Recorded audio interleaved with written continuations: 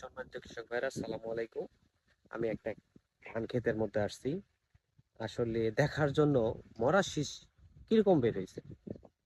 আসলে সর্বপ্রতি এই বড় মৌসুমে অনেকেরই অনেক ক্ষতিগ্রস্ত হয়েছেন। যেমন এই কৃষক ভাই দেখেন মরা শীষ অনেক অনেক।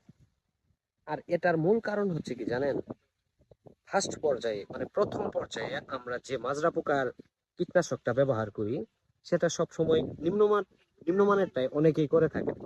এই জন্যই এই জন্যই সমস্যাটা বেশি হয়। এটা যদি আমরা ভালো মানের ভালো কোম্পানির ব্যবহার করি তাহলে আমি মনে করি এটা বের হবে না।